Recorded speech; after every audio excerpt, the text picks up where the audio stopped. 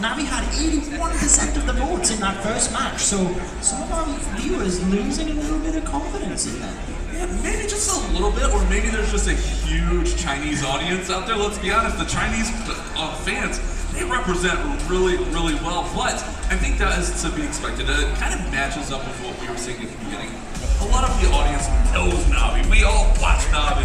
So this MTFYE, we're getting more than synchronic. I'm kind of surprised, actually.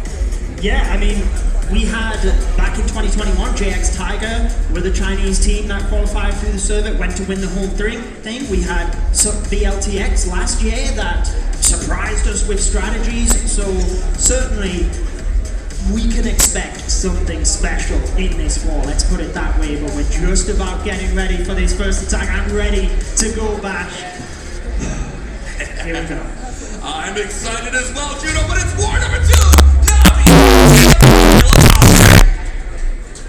MTFY to attack first. They only have to win this one matchup now, knowing that Navi lost that first one. If they win this, they will qualify into Sunday as a minimum of the second team going through. So they can just go for this. Root Riders and Valkyries is their choice.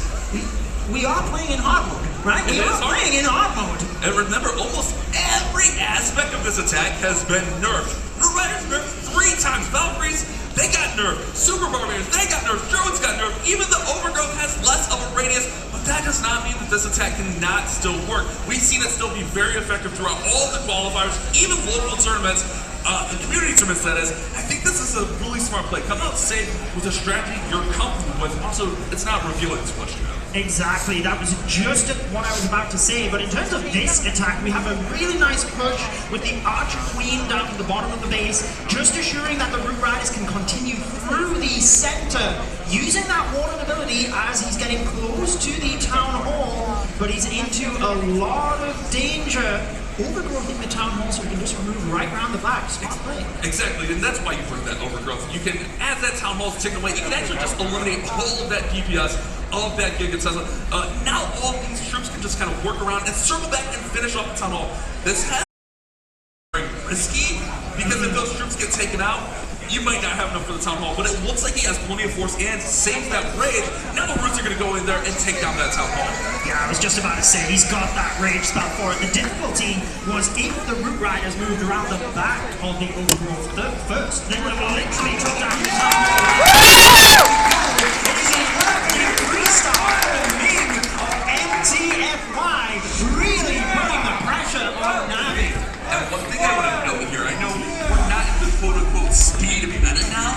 That was a relatively quick attack, and one thing you and I were talking about backstage in preparation for this while watching the last, Navi seemed very deliberate with their attacks. They had about a 2 minute 30 second attack. That was sub 2 minutes at 1 minute 38 seconds. That sets the pace really wide. I like what MTFY did there. Yeah, and I think the point that you raised is super interesting. They are not revealing anything by using that strategy. Maybe they are so confident in their ability with that approach that they can hide anything they have for Sunday's matchups when it really is single elimination. If you lose any of those ones, you are out. But Navi, we know what they can do.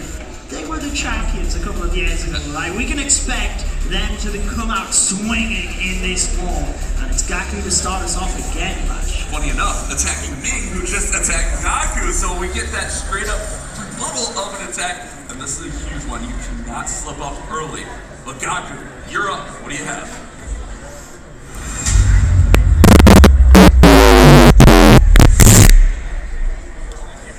Are about to find out, does he play it safe with the Warden Walk and the Rocket Loons as we've seen in his first attack? Seems like that is the play. He is using the Fireball, and it's one of those things, if you try and go too fast, this is what we've seen in the qualifiers, it can lead to slip-ups.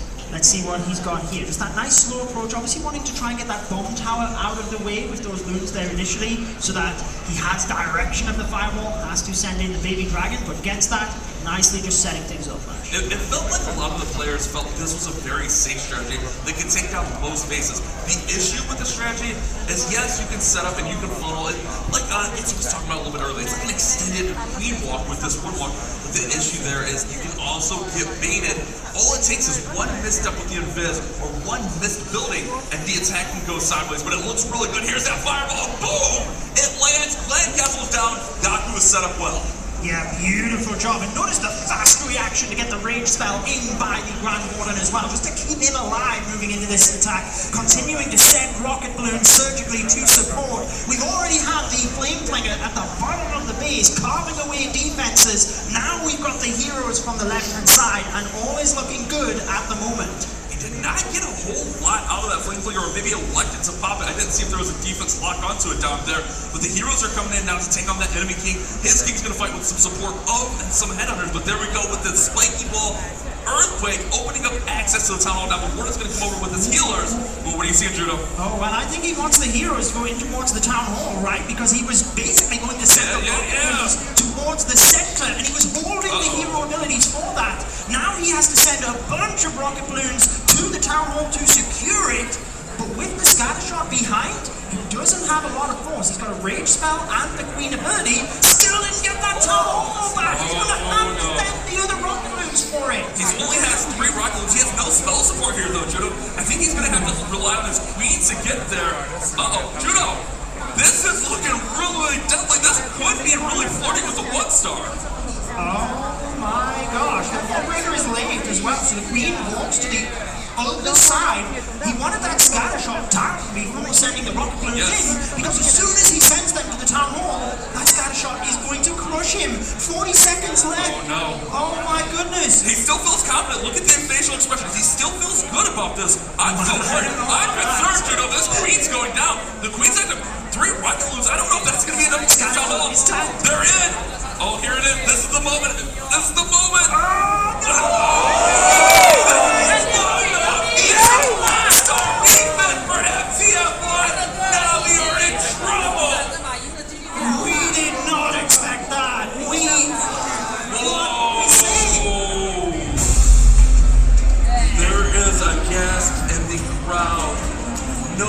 Expect this. Navi are in dire straits. They are on the brink of elimination in this matchup. A gasp in the crowd. I think there's quite a gasp up here in the casting area as well. Wow. I mean, MTFY now, but they don't reveal anything. Stick to your Riders and Valkyries. Get those comfortable attacks in. If they can get a 3-star here and continue to put the pressure on, obviously it's the first attack of the war. We've seen stranger things, right? Navi, they have the capability of 3-starring from this point in order to catch back up. But you need a couple of defenses in this meta, and the capability of all of these players. Remember, there's only 6 teams that qualified this year, so it really is the best of the best. They're going to have something special in their bases. Yeah, hopefully they have the right bases, but that's the tough part. What do you defend against MTFY? They're coming out with the Brute Riders. Yeah. I think we would all have thought maybe they go with the Super Witch attack, or maybe similar to what Navi's using with the Warden Walk, but it's going to be Yano on defense, a good squad. And if Schwan can get a 3-star here, that is going to be insanely massive. They would be up so big. It forces Navi at this point. They can't miss again. And they have to, like you mentioned, they have to get at least 2, if not more defenses. But let's see what they got for us. This is a huge attack.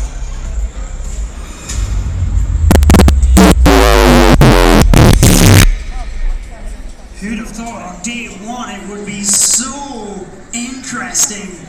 MTFY in such a dominant position now. I'm super intrigued by this attack. Let's see what they've got. Just snapping the hands, getting ready. I hear the swords playing it. Up the electric dragons! Yes! What? They are really not showing anything with this attack. I mean, this is as basic as you can. Not saying that in a negative light, but this is as basic and as effective as you can get. Schwann's going to go ahead and throw it in Queen Jumps, range them up, sitting on the balloon. I love this play. MTFY are in the driver's seat, and they're looking to take dominant control of this war. I really like the surgical approach of the E-Dragons as well. Just carving out a little bit of a path there at the bottom. Beautiful value. Checking at the top for the Tesla because he placed the Flame Flinger there. Notice there was a bunch of Tesla as well. So just trying to protect that. In now with the Baby Dragon to get down. The defending Flag Castle troops does take a little bit of damage there back. But so far, looking good. Now using another Electro Dragon just to carve the path at the bottom of the base. Beautiful use of that skeleton spell to distract everyone. Doing a great job of setting the funnel, settling Havoc. Now we can take down the Town Hall with the E-Dragons, and they're going to surge into the middle of the base, towards that E-Artillery, towards the Scout Shot, towards all those high DPS buildings. He dealt with those headhunters.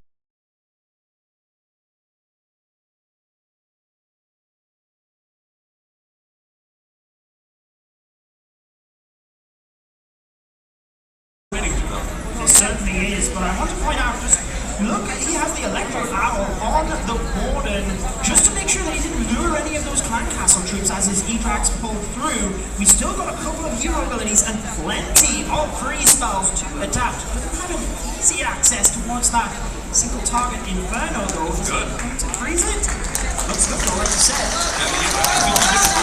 With a nice little cheeky earthquake spell to weaken up some of those buildings in there so that if Single Inferno was already weakened down, the flying units are going to soar right over that ground expo, and it's going to be another 3-star for MTFY. Judo, this is looking very bad for Navi. MTFY looked confident. They looked well composed, and they came out with a crazy defense to start this war. This group could be decided in war number 2. Celebrating after the defense that we have. And you know MTFY is celebrating right now. A 1-star defense and 6 stars already secured on the board without really revealing anything. Even though it was, like you said, an Electro Dragon attack, I feel like it is a strategy that has a low barrier to entry, but a really high skill cap. 3 stars with 2 minutes, despite surgically approaching the base with those E-Dragons at the start. Exactly what you said there. You were talking about it. He did really well with the surgical approach. Not just spamming in E-Drags and dropping in the loons and dropping. He used a couple of E-Drags here to set the funnel. Another E-Dragon spot, pair with the skeleton spell, and it just worked out so nice. Now Yada's going to come in with a beautiful attack. It's going to be a convincing 3-star.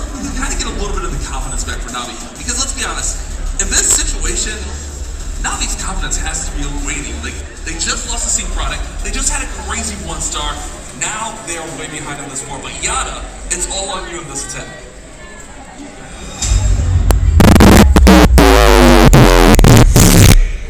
Well, if there was ever time to pick up your confidence, it needs to be now, and it must be so difficult this year with the teams facing off against each other as well.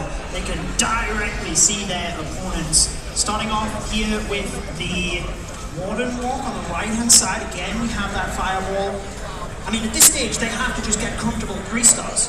They can't be factoring in time, right? Like the odds of it going to time is not great. So, brilliant job there with the invisibility spell. Fireball onto the map. It almost feels like a hush came over the arena as soon as this attack started. I think everyone understands this situation. Yada did use the Super Witches earlier, but did not pair it with the Fireball. So electing to bring that Fireball in and just clear out some of those heavy-hitting defenses. Anytime you get the monolith down. Okay, we're fine, Don't panic, chat, we're fine. We're back under control here, Judo. Super Witches are going to go ahead and have right into the middle, the jump spells in. It's looking really good, but keep an eye on that Rage Tower. What a Google Loon. Just sending 1 loon into the base there to protect the healers, absorb all of the red air mines. Look at the pattern here with the siege barracks and the Queen walking down the bottom side of the base. Should still have enough power with the Super Witches through the center, especially alongside the King, who has opened up all of that access. Beautiful. I love the Earthquake boost. They did recently get that buff in the first ever equipment changing Flash Plans, and now we see them everywhere. Not only do you get to open up the base like that, you get to destroy all walls, but it also weakens the surrounding buildings, and that is irreplaceable. World Champion is now working on that bottom corner. If she can get that Rich Chicken down, that would be massive. A couple of witches in there, but they still have a healer, so they shouldn't fade at all. Queen still got ability. This is looking fine. Yeah, it looks okay. I mean, interesting. I didn't see whether he popped the RC ability. I assumed he did because of health, but there was a huge amount of gaps in the base there, and all the bomb riders just instantly went down to giant bombs. So, really interesting time to use that. He's still got the 3-star and the Super Witches in the center. Time to get away. He's got this one under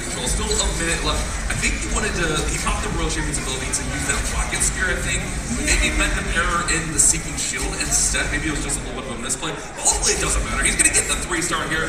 Time, at this point, time has no factor in. They got to just keep putting up 3 stars. That's the first step.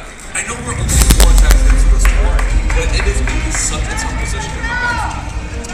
It certainly is, but they have that first 3 stars, so hopefully they can get rid of any of the nerves that they had after the first. I mean, I'm sure they're still there, but they just need to focus on their own game here, right? Like, they can't be drawn into MTFY too much. They just need to try and triple out at this stage, and hey, they're in the position they're in because of their own attack. So if it works, it works. If it doesn't, then and Navi's been here before. They've been behind. It's just the meta's a little bit different. I know we're not that same ski meta that we saw throughout the qualifiers, but talking to all these players and hearing what they're saying, they feel very confident in their attacking abilities. Yes, you can attack, or you can build bases and test nonstop, but still, the skill of the players we have at the World Championships is just on another level. Yeah, and I wonder how much Navi tested new strategies versus the ones that they're comfortable with, knowing that they have the on-stage presence. Maybe they were leaning on that as an advantage. Let's see if MTFY can get another 3-star.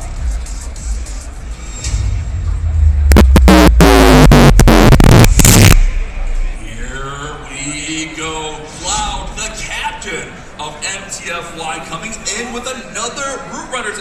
Are we still in that speed? Like, what is going on here? This is insane with the Root Riders. 2 overgrowths on this one, which is a generally safer play to shut down multiple portions of the space. We'll just go back over the portion you shut down. Yeah, I mean, like you said, I think it's important to keep reminding everyone at home that World Championship Finals are being played on the hard mode. So we have a couple of changes there, most noticeably being the hero equipment capped. We do have an early Earthquake Boots and Spiky Ball at the top of the base there. Really trying to get that Eagle Artillery down, I think. Gets through the defending heroes. Once that falls, we've now got nice pathing for the Root Riders right down this far side. But if you're not, kind of like this approach because it's a little bit risky. Even though he does have that overgrowth, likely that Town Hall is going to be saved for the end. So if anything could go sideways on this attack, it is going to be that Town Hall takedown. So if you're not, you're going to be just hoping there's a little bit of mistakes as we focus in on Cloud's positioning here. Absolutely precise drops on these troops. And here we go. Warden ability to protect those roots. Let's see if we see the overgrowth from the Town Hall. There it is, Judo. Yeah, beautiful Warden ability, catching those Valkyries. Look at them just running everywhere in the center of the base, having to freeze the monolith, because unfortunately they're trying to get through to a single archer there. Archer Queen, having the range, can now step through, take down the monolith, while the Root Riders and Valkyries take out a lot of the DPS. And this is what the overgrowth is for, right? You can separate DPS on the base where there is a huge amount of damage. Just continue to use that. Notice this time, not hitting the defenses at the bottom, only the Town Hall, so that he can still target the Grand Warden statue down there. Yeah, he wants to just have everything up and just right there for the Town Hall. And this Queen's in position, if she hangs out a little bit longer, that she should be right there as that overgrowth is getting ready to fall, because there's not going to be much left. The roots are starting to fade. World Champion is up there, does have an event, and there it is. Town Hall's available. Queen's going to take it down, and it's going to be another 3-star for MTFY. They are looking impressive. Left. They are 2 stars in the lead, so such a good position, aren't they? Now they have to just continue to choose these 3 stars.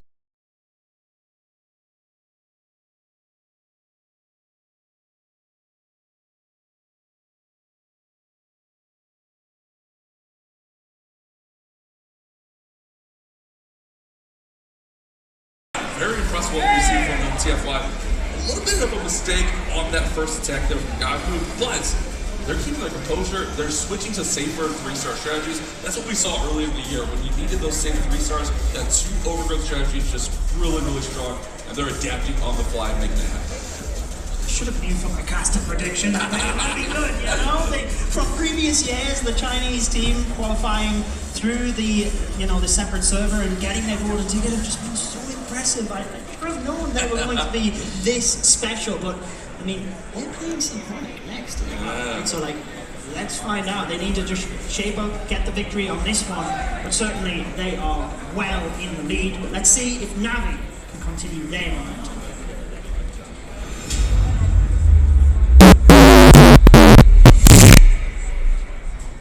Azuma must 3-star. There is no choices left for Navi. They are behind by 2 stars after a 1-star failure on the very first attack of this war. Lots and lots of pressure, but the one benefit, Navi have all been here before. Check this out, Judo. 20 Super Barbarians, 3 golems. This is really going to be a hero-focused attack, as we saw the fireball there on the Warden. He does have some invis, so you can see that to direct that fireball. But this one is going to be all about the heroes and just a little bit of pathing with those Super Barbarians. Waking up the town hall with the earthquake so that the flame flinger will be able to target it. Notice the barbarians checking for Tesla around this region so that there's no surprises with the flame flinger.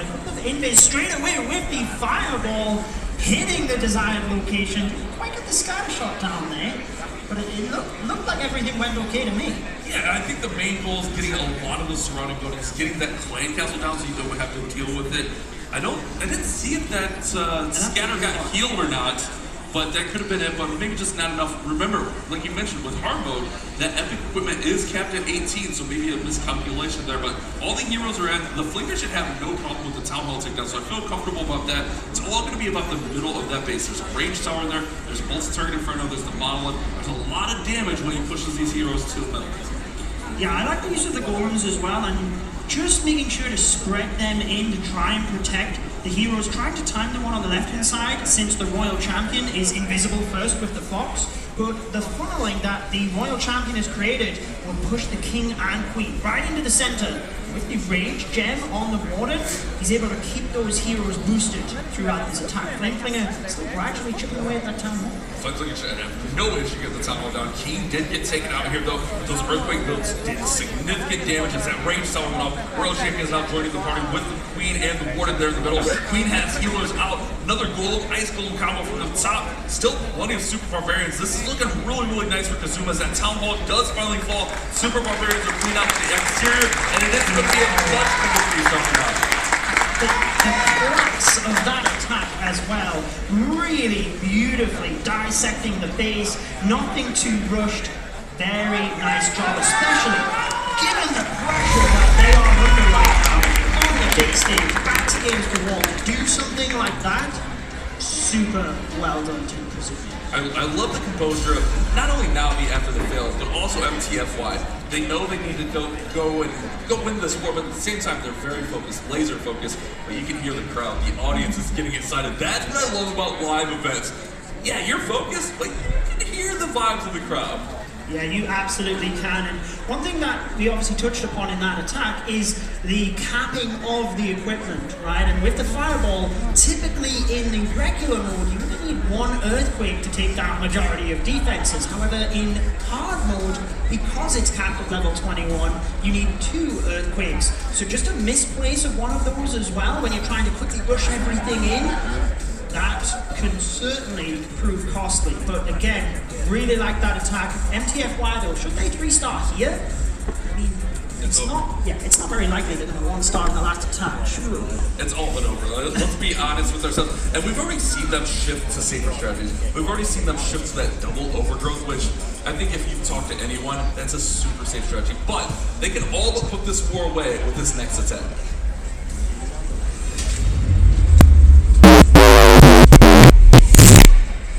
Let's see what they've got there. Is it going to be their Root Riders? Is it going to be their Electric Dragons? Is it going to be something else? Barch, maybe? Wallow. It's a Zap Wallow. Hey, keeping the variety, which I like.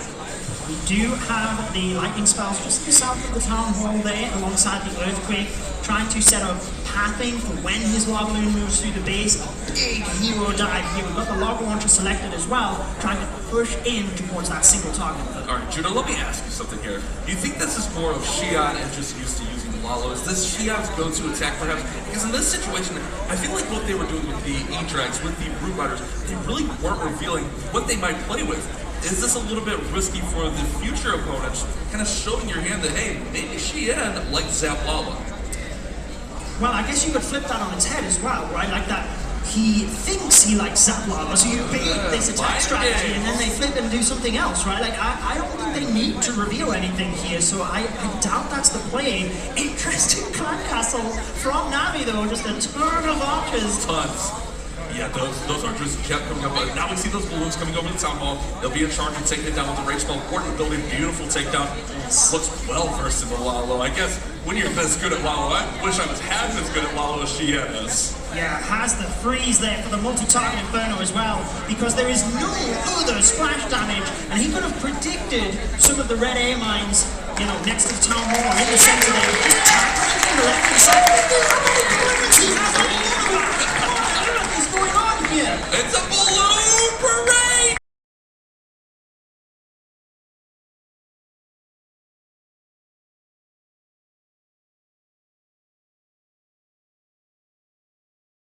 Sunday, but Judo, all they need is one more 2-star essentially, and they will make it to Sunday. But on the counter to that, Navi, a huge fan favorite. I would say some people were expecting Navi to make a run at the championship.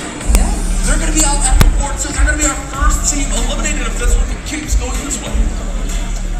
Wow, I mean, wow is right. What can you say? It's talked about this when the stream first started, but I think this year especially is so difficult to predict who is going to take this. Any of the teams have the capability. I mean, look, even Zabrano, he's at 147 for that 3-star.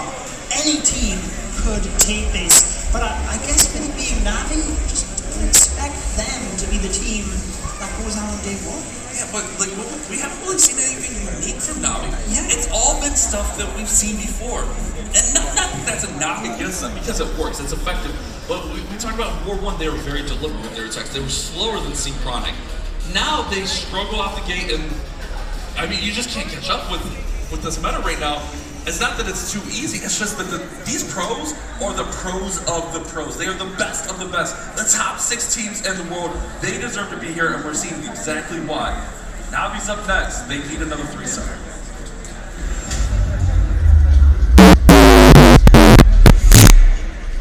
Let's see what they've got. Do they play safe? Do they just have a bit of fun here? We can... I don't think you throw in the towel yet. I think you still go with whatever the plan was here. I don't think you mix it up. Go with whatever you're comfortable with. Go for that safe 3-star and try to win this war. But after all, it is stars. Yeah, I think this is more of the same of what we've been seeing from this so far. Yeah, well, clearly just wanting to have a pop at Synchronic strategy and see whether they can learn it quickly, as we do have. Oh, I didn't even see the Ajax, you're right. I saw the Super Barbs and just assumed it was Fireball Super Barbs. But you're right. Yeah. It's the Electro Titans that we saw Synchronic using. Yeah, exactly. Just using the Queen down the bottom there to set up that flank.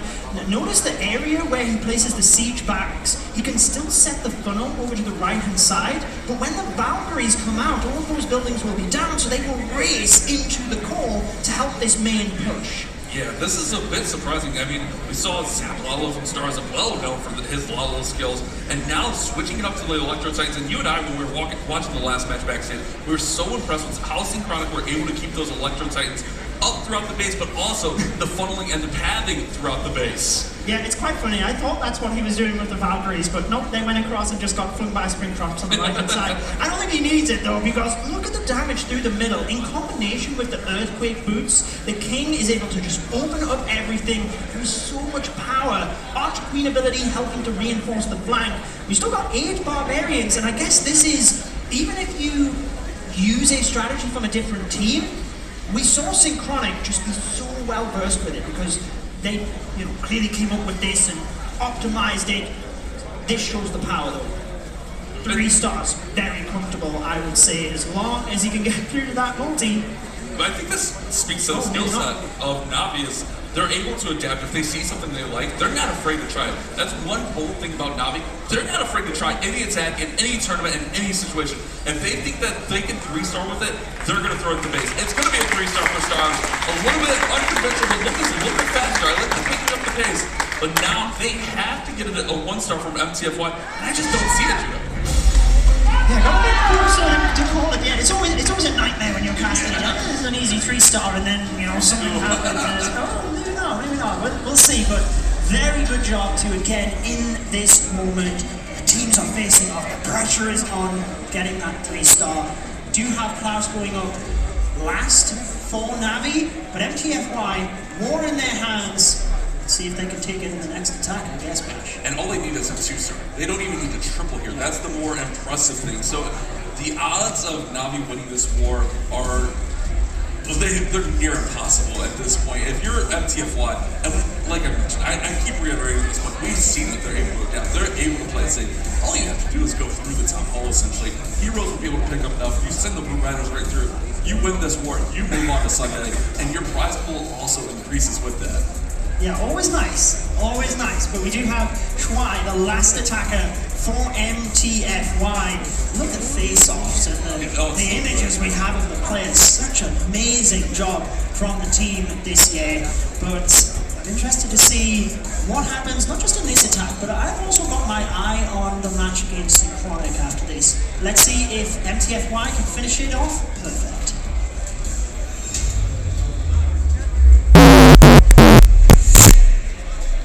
A 2-star attack for Shuai will go ahead and just qualify them into Sunday, sync up this war, and it looks like we may have a Queen charge into Lalo. No Fireball on the Warden, so that makes me believe that even more this will be a Queen. Yes, Queen is deployed. Queen charge Lalo, classic OG attack, Judo. Talk about no risk, right? Yes, no risk to close out the wall. But we do have a nice solid approach here, shall we say. We've got the Expo tanked from the Archer Queen, the Apprentice Warden there as well, just to help boost these stats. And then the Flame Flinger, it will just help support because the Queen is tanking the defenses down there that could be in range of the Flame.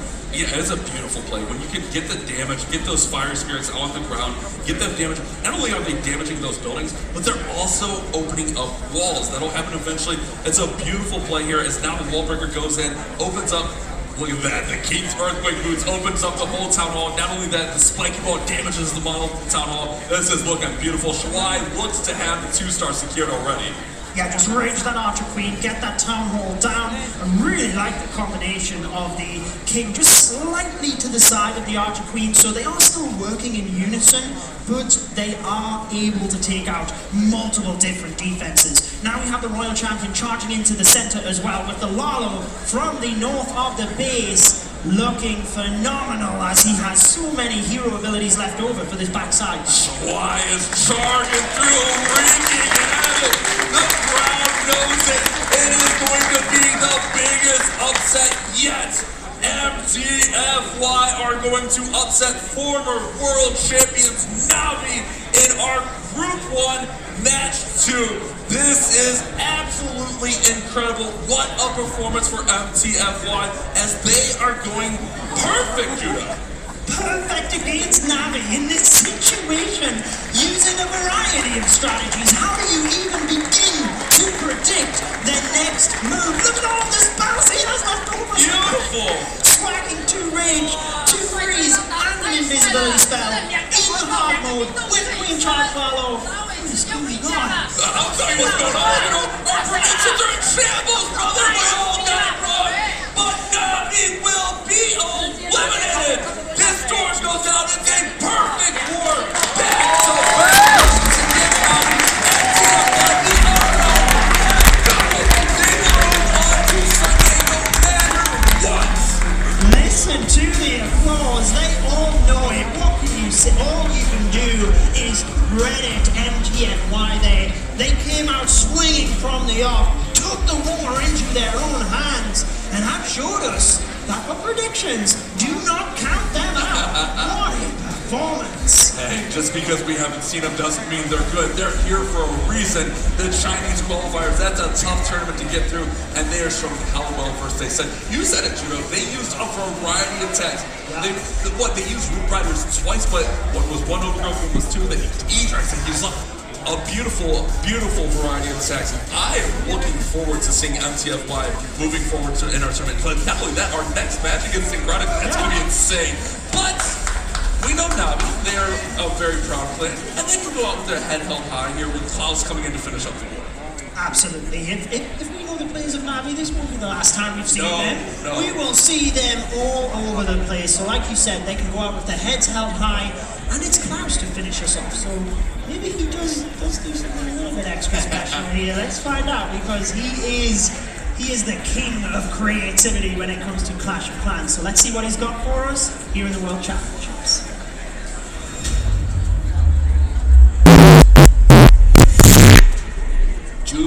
get spoiled with a Na'Vi creative attack. Remember, even though they are eliminated, they still get a beautiful chunk of change. But they've also earned $40,000 as a team throughout the season. So it's not like it was a bad year for Na'Vi. Yes, you do want to make it further into the tournament, but a very beautiful year. What is this? 4 golems, a few super barbarians. It's Klaus, that's what this is. Starting with the Skelly Donut, so we have the invisibility spells, trying to keep the skeletons invisible to keep these defenses. Can you get it? The scatter shot really being troublesome. Gets one Inferno, I'm not sure he's going to get the others. Quick! Oh no! Missed one of them, and he still get it. He still did get some Infernos and some other defenses in there, the Expo as well, so just that scatter shot. But the issue here now is that Battle Builder's on that scatter, and look at the health bar, it is ticking up.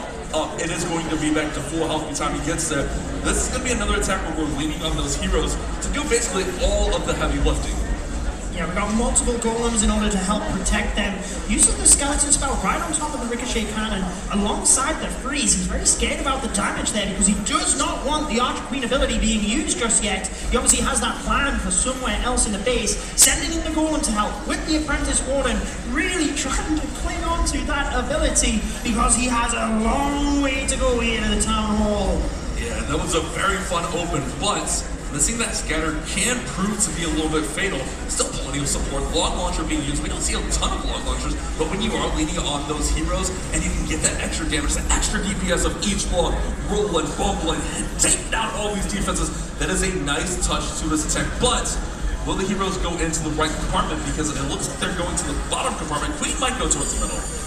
Yeah, I like the use of the Super Wizards with that chain to try and funnel, but just quite get it fast enough, but he is still going to have the Queen moving that way, and that's why it was so important to have the Queen ability. Notice that one rocket balloon flying out of his clan castle as well, just to absorb a couple of the mines there and make sure that he can deal a little bit of damage onto the defense. Queen still stepping in that direction, does have the ability.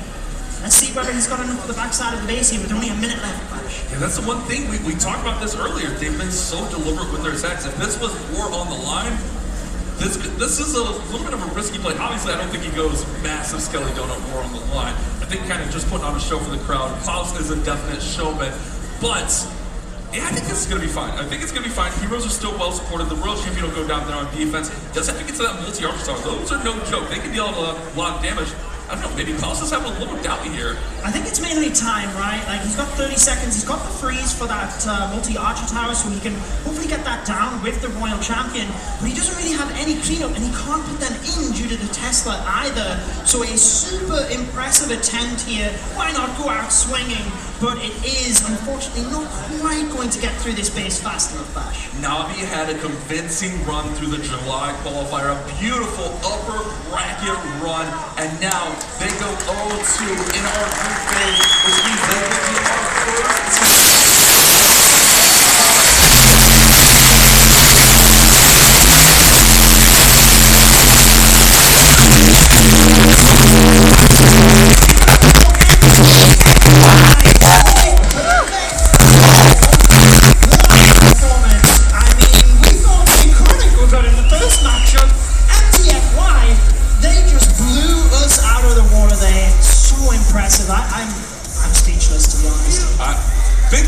Big shot, and I don't even think the Gaku's attack was a big risk. It was just, things went a little bit sideways and just really couldn't get it back on track.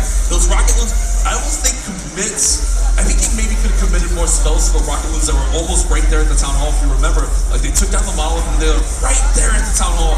I don't know what spells he had available to him, but maybe could have saved it there, maybe put your team in, but nonetheless, MTFY went perfect with some pretty quick attacks. Yes, well, we are going to have time to talk about MTFY in the next matchup, so let's focus on Na'Vi a little bit, because they still put on a great show for us, and I think we're going to find out from Banks exactly how they feel after that matchup. We are indeed, Judo. Welcome back to the main stage. I've got Gaku here, the captain of Na'Vi, with a surprise exit on day 1. So I just have a few questions for him. Gaku, I just wanted to ask quickly, the match against Synchronic, where you started out, do you feel like that loss maybe had a knock-on effect emotionally for you guys? シンクロニックの初戦のことなんですけれども、これを敗北したら、なんかエモーショナル感情の影響を与えてしまったと思うんですか？そうですね、やっぱ初戦負けて流れは悪かったんですけども、ちょっと2戦目で挽回できると思ってたので、ちょっと残念です。So yeah, obviously we lost the first game. It had like we didn't feel right about it, but we wanted to make it work the next one, but unfortunately it didn't turn as we wanted. Yeah, of course. Now, it is the smallest of margins, to be honest with you. We're down to the final 6 teams all the way. At this point, the smallest of margins can affect the war, but I just wanted to say that you should be so proud of how far you and your team have come, because Na'Vi are literally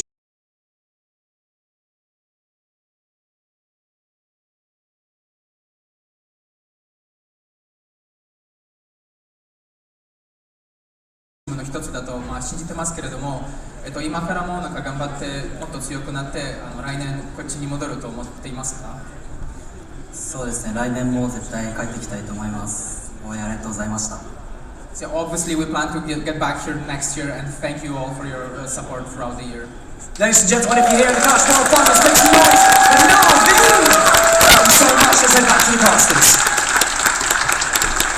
All we can do is give a round of applause. That was beautiful. I think they're always so elegant, Na'Vi. Even in defeat, fantastic job to them. I'm glad to hear they will be back stronger than ever, as we could imagine. And it's always a pleasure to watch them play Clash of Clans, win or lose. I think us as a Clash community can just say thank you, Na'Vi, for so many amazing moments throughout the season. But yeah, you spoke to it. I mean, they're such a great Worlds team. It's amazing seeing them. As we see the post-match stats here, 15-12. We did have that fault there at the end from Klaus, but ultimately it was Gaku's mistake at the beginning of the war.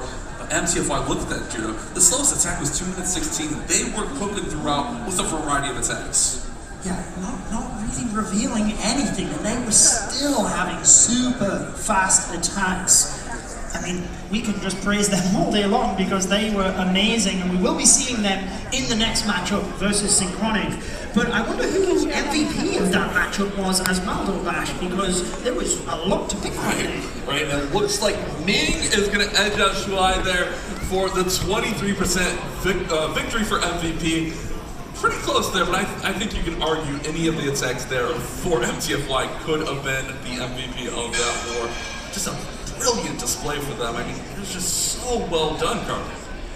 It was indeed. What a war there for MTFY, and it's unbelievable to think that within those 2 wars, Na'Vi will be going home. But of course, we're gonna, like you said, from Gaku, see him next year. We hope so. But I've got an attack to break down here for you, because one of the attacks that is probably one of the most common ones in Clash of Clans for all different town halls is the Electro Dragons. So let me break this down here about the Dragons from Shuwan here. What he does to start is uses a flame flinger that's going to be deployed up to the top side. Notice how he deploys a balloon and it will trigger the Teslas. And then on the bottom side, we're going to see an Electro Dragons down here. And in this section, notice he's going to drop a Rage Spell to be able to get the value with the E-Dragons down there. So the E-Dragons can help establish the funnel by removing this section so that he can eventually set a path for the E-Dragons right into the core of the base through here. Notice how he continues through with the heroes. They're going to then be deployed around this side to allow those E-Dragons into the middle of this base. So he's taking his time. That Flame Flinger is going to be able to help clear all the way to the top, drops that Baby Dragon, which is also able to clear that section up there to make sure the Headhunters or any of the defense Clan Castle does not remove the Flame Flinger. So he's taking his time, doesn't have to worry. Another really interesting thing is the Skeleton spell. That is being deployed to help prevent it from locking onto any of the E-Dragons. So now it's going to set up a brilliant path right into the Town Hall, and then the heroes are going to make their way to the edge, and then eventually they can cut their way into the base, help get that value. As the Warden's ability goes off to protect these E-Dragons, the Town Hall goes down, and they continue moving through the court, getting all that value. The King's going to come up and around through this top side. Queen can help follow through as well, and then of course, when this king moves through, you can then have that royal champion move as well from the opposite side. So the RC is on the complete opposite side to the left over here. So she's over there moving her way through E-Dragons, and everything is converging towards the back side. So a brilliant use of E-Dragons in the very beginning of this attack to set that funnel with the rage spell. So the left side goes down, the heroes remove the right side, and then it sets up a perfect path straight into the core of the space for the E-Dragons, and a fantastic attack that we saw from MTFY.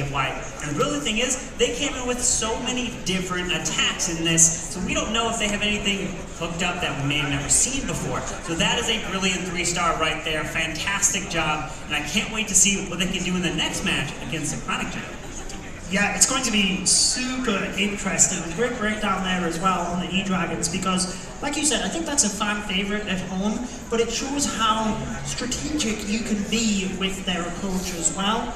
Really did well to break down the base, and I want to pick up on the point you made though, Carbon, that they have such a variety of strategies, MTFY, and I think it's going to be interesting to see what they decide to do in this next matchup versus Synchronic, because they are through to Sunday no matter what, right? So do they really try and take the victory here so that they actually go through as the number 1 in their group and play against the number 2 team from the other group? Or are they just happy no matter what and save their secret strategy? Because once you're in the semi-finals, it's single elimination. What do you think? Or Judo, is their secret to they can use anything? I mean, they're just that good. We saw surgical E-Dragons. It's so odd to say surgical E-Dragons, but that's genuinely what it was. We saw Zap Lalo, we saw Queen Charge Lalo, we saw Overgrowth Root Rider variation. It seems like these guys are well versed. We haven't seen in rehearsals, obviously the viewers don't see. We saw them using Super Witches. So I feel that this team is well versed in the meta, they're well versed in how attacks work and how bases are, so that they can break them down and bring just the best attack strategy for it. But you're right, I think in this next matchup, we kind of seen Synchronic show their hand a little bit with the Electro Titans, but I think it's also a big match for MTFY. What do they give us? Yeah, they can really give us almost anything, as we've seen them do exactly that. When I talked to these teams before, I asked them in this exact situation, if you have a situation where you know, going into the final attack of the day, that you've already advanced, what is your game plan? Many of these teams are saying that they are going to kind of hold back. They don't want to release anything that they don't have to. So they still keep their cards close to their chest, and that is probably what's going to happen here. Granted, they still want to be the number 1 seed coming into Sunday, but just like you said, Judo, if you do make it to Sunday, it is single elimination. The pressure is on, and these teams can at least take a deep breath. They certainly can, and then, I mean, at that point, you're 2 matches away from being crowned the Clash of Clans World Champions. And I think we should just have a quick discussion about Na'Vi first, because they were the World Champions back in 2022, and I think of all the teams here, they've actually made it to the World Finals the most amount of times. So it's really just highlighting again how impressive they are, and it's always difficult going out of the competition. But they really should walk away with their heads held high, and hopefully it keeps a little bit of motivation and a bit of fire in their belly ready for next year. But counter to that, yes, they did just win Worlds a few years ago, but the past couple of years they've struggled a little bit. It seems like they get to the big stage, and I don't want to say choke, but they definitely struggle here on the big stage. I think this was a really kind of up against the wall war for them. Obviously, Synchronic came out with their strategy, they did well, but they hung in there with Synchronic. It was 15-14, but against MTFY, how do you defend a team you don't know anything about? And they're unfortunately the first team that had to play MTFY, the unknown team, the unknown strategies. You can't build and prep bases if you don't really know what they're using. I'm sure you can do a little research and figure it out, but it's so hard to prep for a team like MTFY. And that's the thing. How do you predict a team like MTFY? And they did a fantastic job, which then was an upset to our predictions because we picked Na'Vi across the board there. So we all have at least officially got one wrong. Itsu might have gotten I was just about to say his predictions there, which I'm sure the community also, since they were picking Na'Vi, they also got 2 wrong. So now we are back unanimous again for Synchronic, but this time, from what we just saw from MTFY, are they going to win again and really upset our predictions? I mean, none of us picked MTFY for any of their matches, right? But seeing them in that first matchup, I knew I was going to be impressed with Synchronic. They were the #1 seed, qualifying first.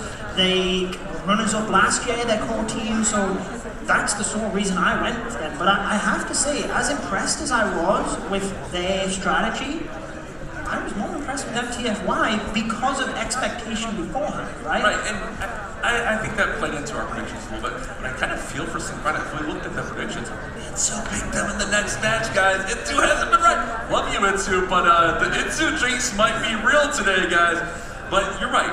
I think it's easy for us to kind of write off the team, just because, obviously, we've seen Synchronic throughout the year. We've seen them last year. We've seen them do some amazing things. I think you could argue they're one of our favorites to win it all here. And with a team like MTFY coming in with such a strong performance like they did, you can't write them off any longer. You have to pay attention to what they're doing in this next one.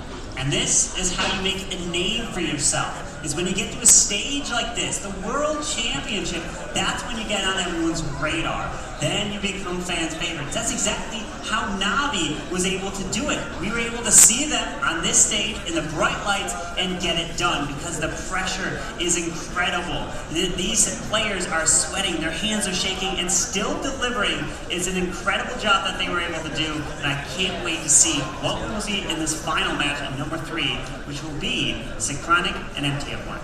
It certainly is. So with that in mind, I think we should let everyone know at home how the schedule is looking. By taking a look at the bracket, we can see what's happened already and the matches we can look forward to. So we've already had the first and second match of today, Synchronic and MTFY with the 15 stars, and they are playing in the next matchup. So that is one amazing matchup. But then let's actually take a brief look at tomorrow, a bit of a sneak peek for someone, because we have Group 2 Bash and a whole new set of teams. Yeah, 3 more teams playing tomorrow in the same exact format. Each team will play each other once, but look at this group for group #2.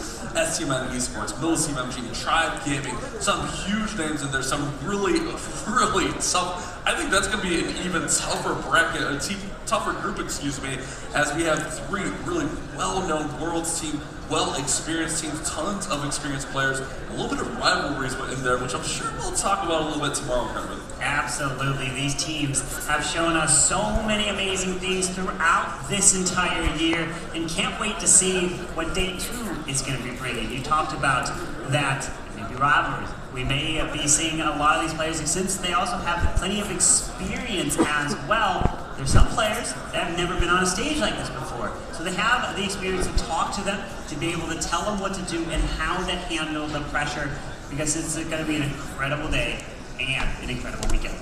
It certainly is, and alongside rivalries of the team, that also brings in excitement that they know exactly how each other play. But one aspect that we don't always focus on is the base building side of things. And you mentioned yourself, Carbon, some of these teams have prepared hundreds of bases trying to predict the opponents. And we do get a little bit of a glimpse into that now with Vax. Welcome back to the lounge, and as you may have guessed, Superfest is absolutely littered with familiar faces from the Clash of Clans community, and it's absolutely phenomenal to see. And I'm joined by RH Base Building. Yes! How's it going, man? Tell you what, tell me what your first impression was coming into Superfest and seeing all of this. Thanks for having me first. Stepping here is like I step in the Clash. Like I step in the Clash world, and when you go down up to the arena, it's just mind-blowing. It is, isn't it? I love having you here in particular, and I'll tell you why. It's because I always love to give a shout out to the base builders, okay? Because they're like the unsung heroes of Clash Esports. So just tell us how important base builders are to a team's success here. Oh, very important, very important. We already see in the first hours how defense they bring you so much. So, like one NBA coach said, good defense always leads to good offense. And having good bases always give you so much advantage. It's keep you in the game and at the end win the match. Indeed, you do. Now, you know what, touching on that as well, how much time does it take to test these bases and to build them as well? Because that's kind of what our people at home, what the viewers, they don't really get to see that. All they really get to see are the attacks. But how much time does it really take to build these bases? Oh, it's crazy amount of time. Countless hours of testing, predictions, scouting, and even the worst many of bases doesn't even pass the test. So yeah, it's crazy amount. There must be so many bases that you guys throw away because they're just like, nah, we don't think that's going to work. Now, final question. I just want to ask you who your champion prediction is, because who do you want to see out there on the main stage lifting that trophy? Yeah, it's hard to predict. Navi is already out, so I will go with the Tribe. Tribe Gaming, coming from the LCQ into the competition and here to lift it all. You know what, RH Space Building, thank you so much for joining me in this interview. What an absolute legend in the space. And we're going to throw it over to Judo. And I believe Carbon Fit, so let me check. It's Carbon and Judo, yes it is. It is Carbon Finn. What an incredible matchup we have next, Carbon. Both of these teams, Synchronic and MTFY, with the perfect war in the first match. That's going to be the pressure. Who is going to be able to continue a perfect war? And just talking about the base building, it's the one thing that you don't see. It's always about all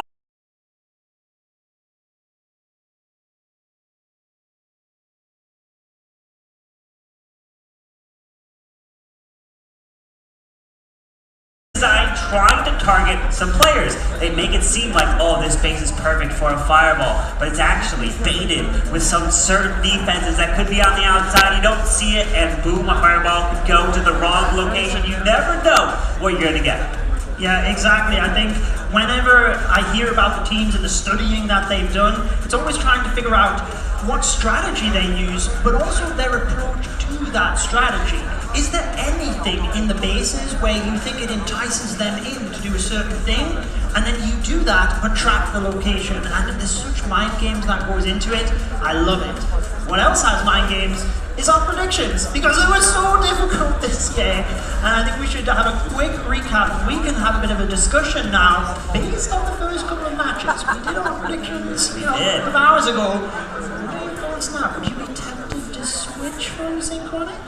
From the performance of MTFY, I'm starting slowly, but I'm still leaning towards Synchronic just because I know their experience. They came so far to get to and they were the very first golden ticket team. Granted, MTFY couldn't be the golden ticket team in the first one because they came from a different regional qualifier anyways, but still, Synchronic has been on the stage in the light many times before. Some of the players for the very first time, but their captain, of course, General X, has plenty of experience, and he's definitely talking to them, telling them how to do it. Yeah, exactly. Just having someone there that can set the right tone, I think that's something that, again, is just underestimated, right? Making sure you have the right team morale and everything like that as well, and just having different types of players that can help to gel well as a team. I too would probably stick with Synchronic, despite how impressed I was with MTFY, mainly because when you look at their attacks, 130, 138, 139, they were super fast with that attack strategy as well. So if they do both perfect in this next war, I would definitely be leaning towards Synchronic of having the fast attack. Yep, Synchronic has the experience as well of trying to be faster time. But remember, this is hard mode, and a lot of the stats that we have up here is based off of when they qualified, which was without hard mode. So it was a lot different, and that's why this World Championship is really, really interesting. You never know what to expect. And that was proven here today, where Navi is being sent home first. This happened in previous World Finals, where a favorite team getting sent home. But of course, you never know what to expect, but we know what to expect. Let's go and jump to base. Thank you so much, Carbon and Judo. It is now time for our final war of the day. This is your last chance to make a first impression here at Superfest. Now, obviously, let's bear in mind that both of these teams have qualified into the following day of matches. However, this is to show who is going to dominate the main stage on day one. So, your first team to take to the stage is Einstein, Philip, General X, Mark, and Simon. They are Synchronic Gaming.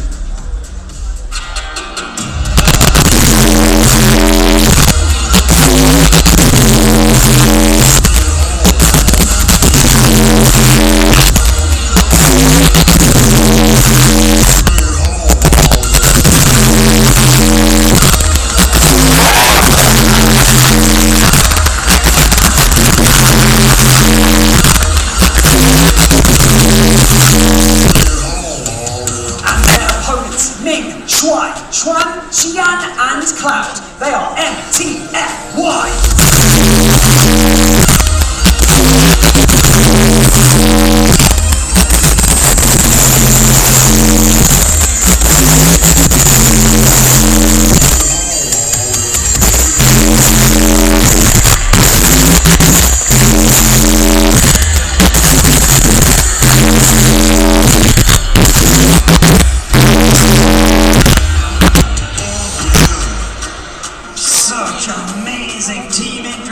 You can feel the stage shaking up here at the caster desk because that is how intense this next matchup is. Synchronic, MTFY, we're just about to get into the first round of attacks. We are getting ready for the third match here today. As Synchronic, they very first golden ticket team. They got a perfect war, but they weren't the only ones to get the perfect war. We have Einstein, Philip, General X, Martin, and Simon. Simon's probably going to be the one to be leading it off again, as they have a preset order they like to do since they have practiced that after boot camp. But this is the most relaxed you could ever be this weekend, because you know no matter what, however you do, you are guaranteed to make it to the final day, which is on Sunday. So even if they one-star, they can still maybe even be joking around a little bit because it doesn't matter, they're already advancing. That's what I was saying before about MTFY, right? They haven't revealed anything yet. Maybe they'll be happy with second place here in the group because they still go to Sunday. Yes, they have technically a harder matchup because the winner of Group 2, but even just looking at their stats and the first performance, they've clearly got the capability, and if they can hold a secret strategy up their sleeve, which we've seen from the Chinese teams each year, then I think that might even give them a better shot, despite going up against the #1 team from the Group 2. When we look at predictions, a lot closer this time around. It is indeed. 61% of you are all picking Synchronic to win this. Maybe the last match of MTFY helped start to persuade some of you of who you think is going to be winning this match. But still, no matter what, it's going to be a great one to start. And we do have Ming going to be starting it off here for MTFY. Granted, because Synchronic is a higher seed, so they get to go last. And that gives you a little bit of an advantage, knowing what you need to do no matter what when it comes to that final attack. Definitely an advantage when you think of statistically knowing what you need to do, but it can also work against you if your opponent can keep the 3 stars going. So let's see if they can kick it off with one.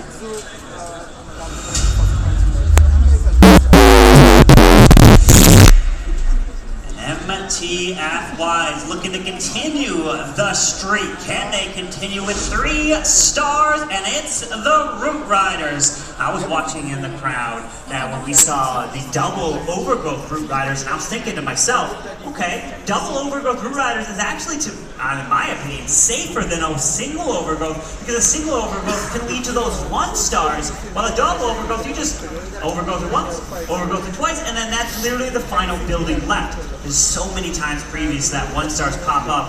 Of course, we already did see one earlier today. Granted, it wasn't from an Root Rider attack, as he is popping that King ability right away there. Now as he continues his push through. Yeah, the Barbarian King got distracted by the enemy Queen, in fact. Didn't go for any of the defenses, so did pop that King ability a little bit earlier, but it looks like all has worked out because he has got this bottom area taken down for the Root Riders to move through. Royal Champion just trying to sweep across the top. Notice the skeleton spell there, already down for distraction. Really well versed with this strategy.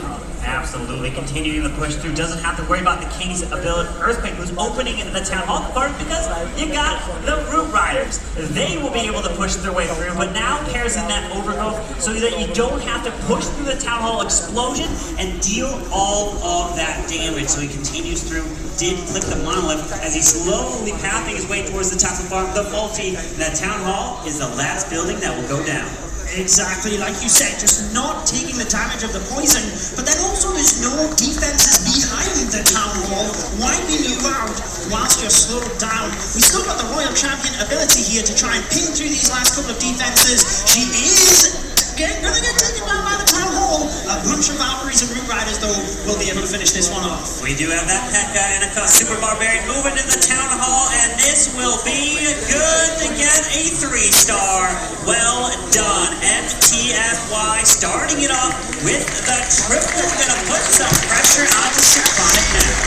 Certainly. Opening out with that 3-star, that's what I was saying, right? Now, Synchronic, towards the end of the war, they had the advantage should MTFY slip up. But if they don't, the pressure is always on them. They have to be playing catch-up with every single attack.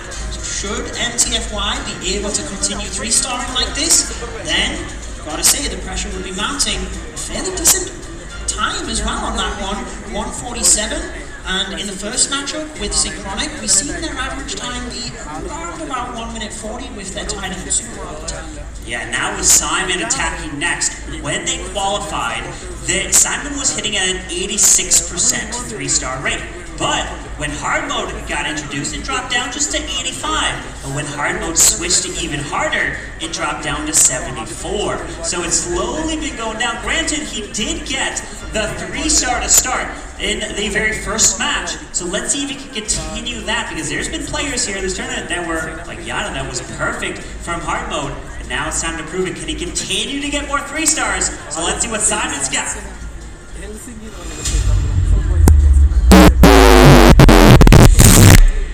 You can have all the stats in the world, but when it comes down to the big stage, this is when it matters. Delivered in that first matchup. What will their strategy be here? Do they just keep going with that Electro Titan and Super Barbarian approach? Seemingly, they were attacking a wide variety of base layouts with it. Yeah, certainly do.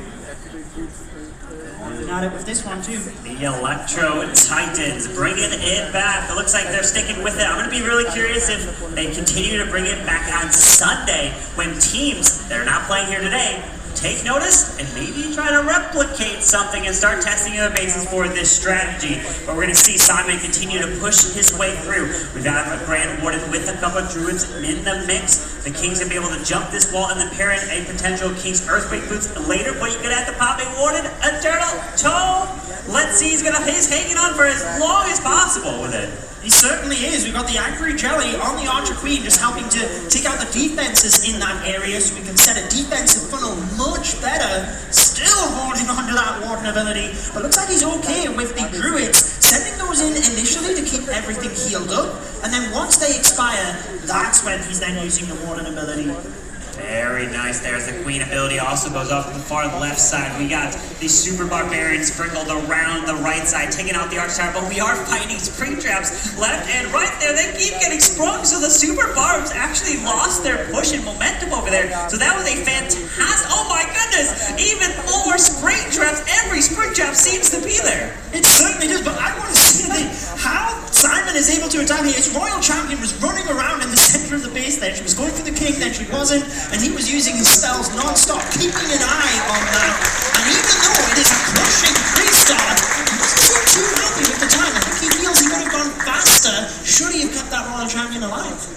Will it come down to time? That's what they are used to for the qualifiers. 15, which is a possibility here, since both these teams did get perfect wars in their matches here today. And again, for anyone that's just joining, this is the last match, the third match here today. There's only 3 matches each day, so the pressure is on. These teams that do qualify, which are both of them here, since Navi did get eliminated, will be playing on Sunday in a single elimination. That's not double elimination, meaning if you lose then on Sunday, you are officially out. About the pressure when it comes to Sunday, and tomorrow's matches are so exciting as well. But let's keep our focus on this one because we have 2 top-tier teams coming out with opening 3-stars, and it is one who will be attacking for MTFY next. We're going to keep the pressure on Synchronic Gaming. Can he deliver 3 stars, keeping the pressure mounted against a team like Synchronic, who have plenty of stage experience? So let's see. We'll see another triple coming.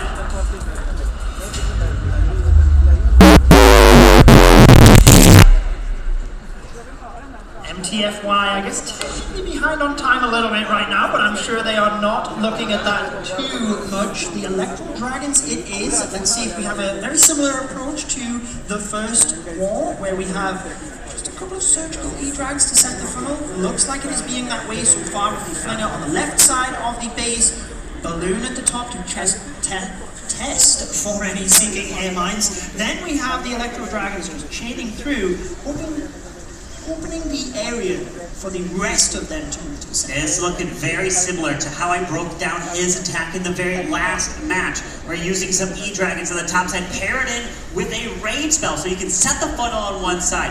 Then you have a Flame Flinger to the far other side, so you can send the rest of these E-Dragons potentially in between. But we also have the heroes. That could be a good spot potentially on the right side to go towards that Royal Champion, because the Eagle Artillery, that's already been removed, so you don't have to worry about those Eagle Artillery shots raining fire right on down. As the defensive queen on the far left, she looks like she's taking some damage from the fire spirits. Yeah, I really like the use of that Dragon Rider just mixed in there as well, since it's more defense targeting. Didn't quite get the Expo down, which would have been nice, but certainly the hero is now used on the opposite side. Means it's not going to be the end of the world, as we have the E-Dragons charging towards the center of the base. Majority of his spells left over to support that main push as well. As he's pushing his way into the core, we do have poison spells there onto the Town Hall that can be around it as the E-Dragons are continuing their push through. Drops that rage, and let's see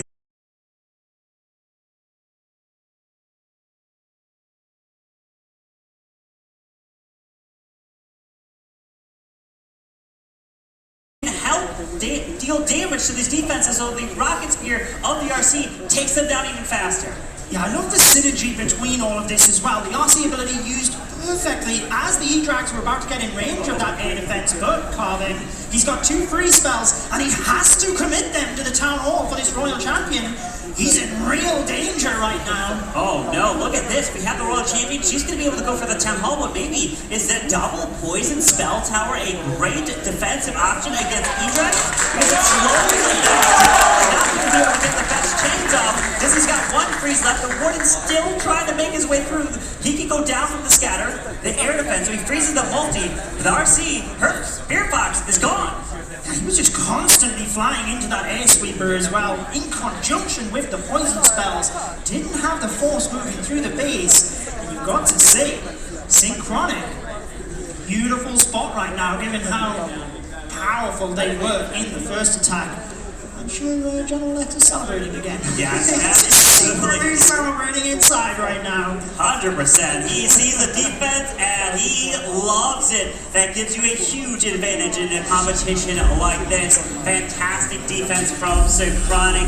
Granted, they both know they've already advanced, so it's still, you can take a deep breath, but you still want to put a best of a performance as you possibly can.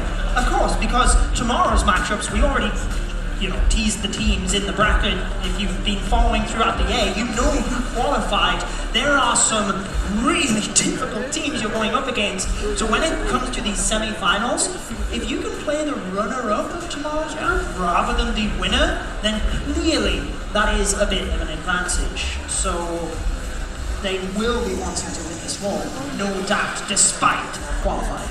You want that #1 seed, and Philip is coming in as the second attacker here. His hit rate was an 86 in the original hard mode, only dropped a little bit to an 84, so he is still hitting at a fantastic 3-star hit rate. And of course, these stats, incredible shout out to CCN for providing these, the insights that we love to learn, everything that goes into it.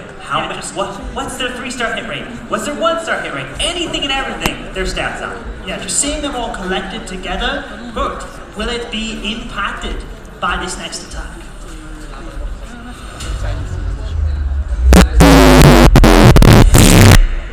And when we asked Philip if you were to win the World Championship, what would you do with the prize money? And he had an interesting answer. He said, well, he needs to get some better sleep, so he would buy himself a new bed and a dishwasher. Why not take care of yourself? Yeah, of course. Why not? Into this attack, we do have the Electro Titans and Super Barbarians. I have to say, I love how they tailor this strategy to the base as well. Sometimes the queen's used on the flank, sometimes she has the angry jelly. They are really just adjusting, so it's not a one set selection of troops. And that's what I like the most about this. The queen quickly diving into the town hall, get that poison out of the way so he doesn't have to deal with it. And we have that nice path into the center of the electro tidings of the king, where he can then use the earthquake spell and the spiky ball, major damage. And with a warden ability still in the bag, continuing to push into the middle of his base. There it is, pops it now. And notice we do have the healing effect there. They can bring up the HP and still waiting on that king's ability. And the Electro Titans are making a huge push here through the middle, and Synchronic is loving it. There's the Earthquake boost, there's the Spiky Ball, pop CRC as well. Hogs leading out in front, and he's had the queen moving up and around, and Philip is liking this one. Another 3-star.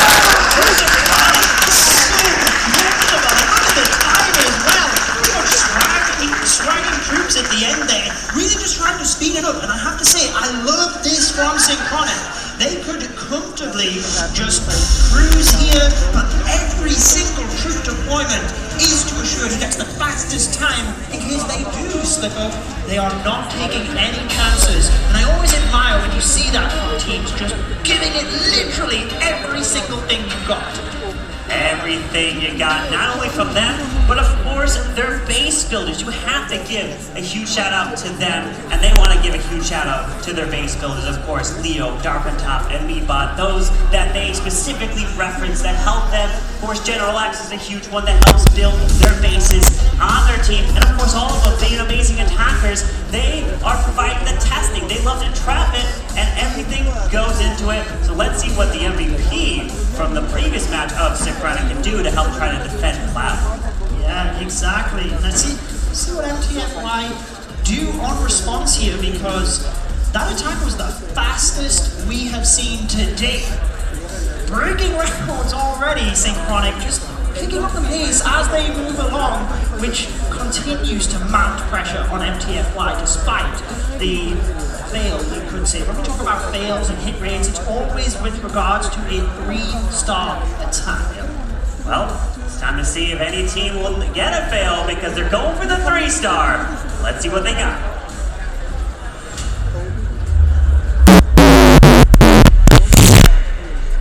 Let's see what they've got indeed. MTFY with the Super Bowlers. Oh my gosh, right? Continuing with the variety here, really wanting to make sure, yes, even if they, don't win this matchup, like you said, they are guaranteed to move forward to Sunday. They do not want any team being able to predict anything. Nothing.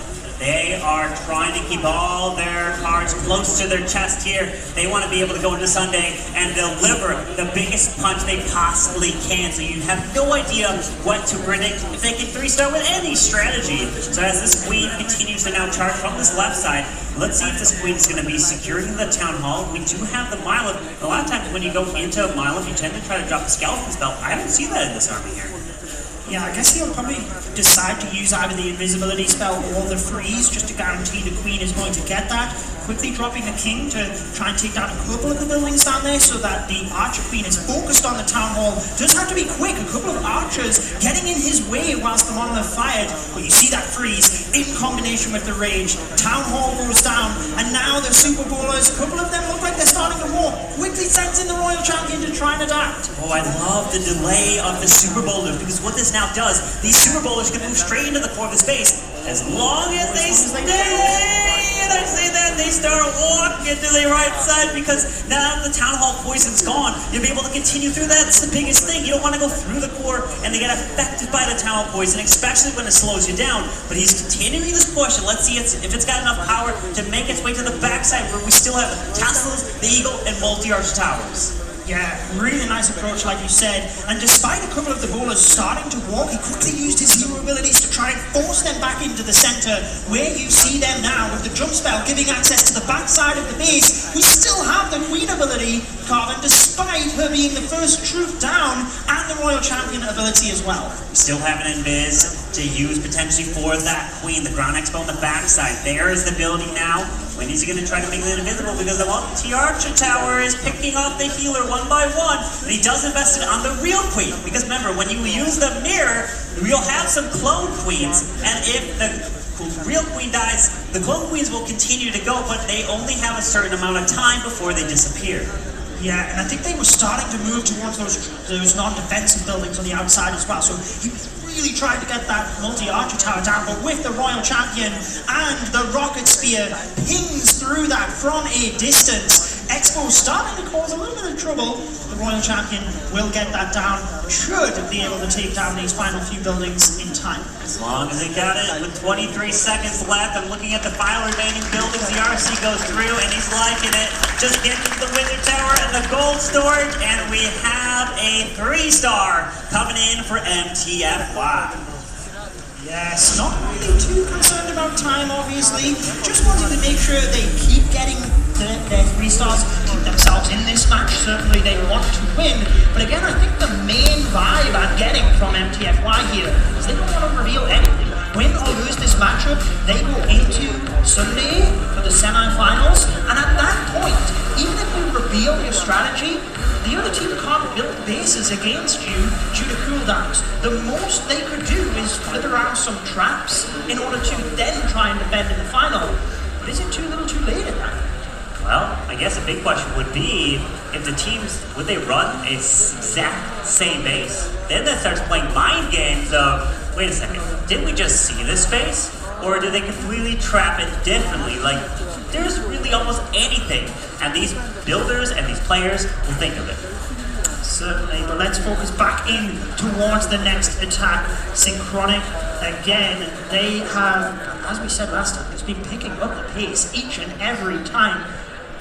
Let's find out what they have here. I would suspect just the Electro-Titan and Super Barbs, and certainly they have revealed their approach. I think it was the right play.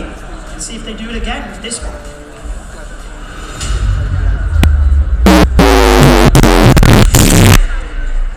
Throughout the qualifiers, Mark has been used to always typically attacking towards the end of the match. He's going in third here. We saw that General X from the first match attacked last, and that could be, by many players thinking, as the most nervous situation to be in because so much pressure is on. But he's attacking third here. Again, we have Electro Titans. Deploying some healers, wall breaking, going straight in towards this Eagle Artillery. Are we going to see an early warden ability to help really got to protect the king in this push so you can use the Earthquake boots as late as possible? I would suspect so, but the one thing I love is just how much he's able to deploy around the base. We've got skeleton spells and wall breakers to the top to help the queen. We've got the force down to the bottom with the siege barracks. Then you've got the spells in the center for your Electro Titan push alongside the king. Jump spell will allow him to jump over towards the single inferno, and then the earthquake boots at that point opens up everything. And alongside the spiky ball, you can one-shot a lot of those big defenses. What a valuable king ability right there, opening up the core of the base, giving him access to the Town Hall. Valkyries, clear that, no problem. Royal Champion ability secures the single target Inferno as he continues his way through. Look, we've got the Yak making an entrance. It's been coming really back here, but it's in a and he is celebrating. Well done to you, Mark, delivering a 3-star for Synchronic.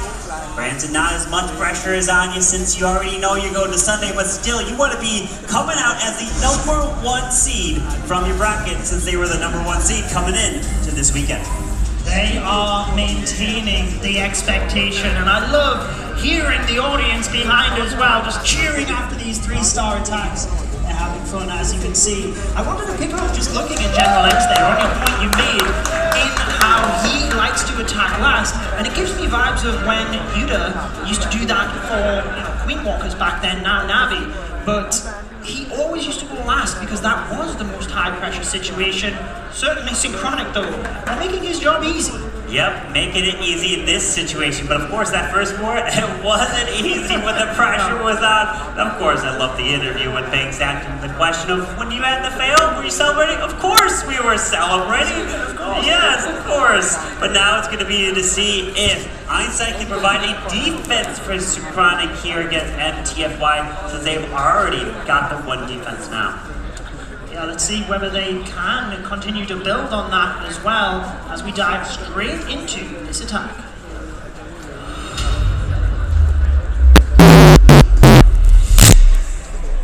Let's see the strategy. Is it going to continue to switch it up? Going into the Zapalalo. We got some lightning spells with the mirror onto the Queen. We've seen recently, you send in the Lalo, potentially with the Warden, but this time I'm seeing the Warden with a Diggy, so maybe the Warden may be moving in with the Royal Champ. It can really be, I guess, variable. You could flexible on the attack strategy. You can come in with an Air Warden move through to protect the balloons of the blimp. You can come in with a Ground Warden with a Royal Champion. Really many different ways to attack a base. Yeah, that's what's so beautiful about the game as well. And at this high level, it is really displayed how they tailor things to the base itself.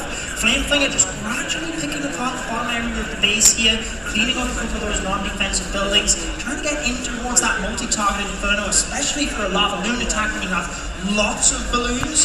They can take a lot of damage from the splash. They will take a lot of damage, so you have to be careful as the Flameflinger continues. I love how he dropped the Hog Rider trying to test for traps so that that Flameflinger stays protected. As now the King and Queen working together with a wall break. Now this should give access in towards this Town Hall, at least for the Queen, so he drops double Headhunters to really slow this defensive King down. Yeah, just get him out of action. Look at that one Valkyrie moving ahead, just popping the Tornado Trap perfectly in time so that as the other units get there, they're not going to have to deal with that. Quickly sends in the Royal Champion to get that outside defense to try and force the Queen to lock onto the Town Hall so we can secure that as the Lalo now moves in from the north, Colin. Pops that Queen ability so she can go for the Town Hall. The Lalo's moving through, probably going to have a Warden ability soon to protect a Lava Hound that's about to move out of the circle. No, okay, he hangs on.